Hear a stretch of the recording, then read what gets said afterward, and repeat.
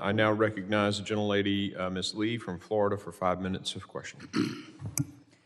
Secretary Mayorkas, I'd like to continue the discussion about the Cybersecurity and Infrastructure Security Agency, and specifically the Chemical Facilities Anti-Terrorism Standards Program that is overseen by CISA.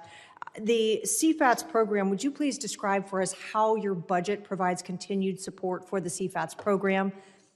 Congresswoman, I'll have to remind myself of the specific funding for that program. That funding is very important, and of course it has been in tremendous peril recently. We strongly support the continuation of the CFATS program.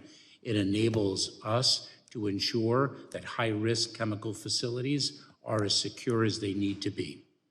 And would you agree that a continuation of that program is an important part of the mission to protect critical infrastructure? I would, Congresswoman. And would you also encourage our friends and partners over in the Senate to take up the bill that was passed by the House and is currently there awaiting their consideration and action? Congresswoman, I'll look forward to reviewing that bill again, but we do indeed consider the CFATS program to be very important. And I'd like to then return to the subject of CISA and its role in elections infrastructure and its efforts to help state and local election officials protect elections infrastructure.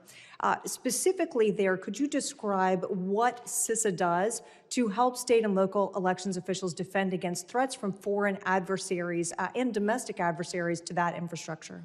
Congresswoman, one of the things we do is provide training with respect to the threat, to be able to identify the threat.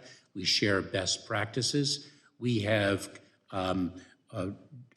marked election security as one of the 6 priority areas in some of our Homeland Security grant programs to ensure that state and local jurisdictions devote needed resources to a fundamental need of our country, and that is to safeguard the integrity of our election processes.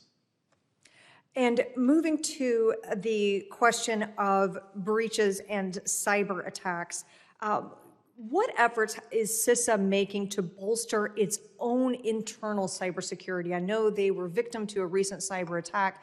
Can you describe for us the efforts internal to CISA on cybersecurity?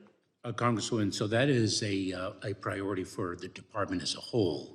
Our Chief Information Officer and that team is consistently working day in and day out to enhance our security.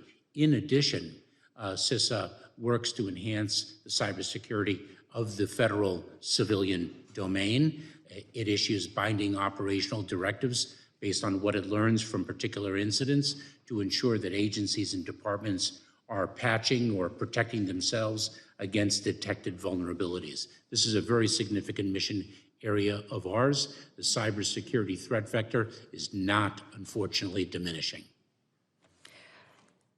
Related to HSI, I'd like to go back to that subject, which you addressed earlier as it related to some transnational gang activities. But specifically within your budget, I'd like to discuss HSI and its operations related to child exploitation and human trafficking. Your budget calls for additional funding there to help HSI investigators combat human trafficking, does it not? Yes, it does. Okay. And would you explain for us the types of activities and role that HSI takes specifically as it relates to the exploitation and trafficking of children? Congresswoman, I named crimes of exploitation one of our 6 mission priorities for the first time in the department's history. Tomorrow I will be with HSI, Homeland Security Investigations, in New York City, launching a new campaign against online child sexual exploitation and abuse. This is a scourge that is not only nationwide, but is global in nature. More than 36 million tips were presented to enforcement authorities across the world. Domestically, more than 63,000 of them reflected an imminent or grave threat.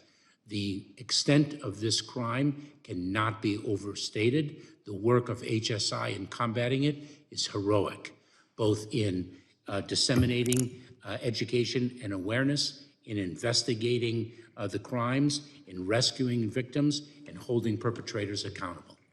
Thank you, Mr. Chairman. I yield back. The gentlelady yields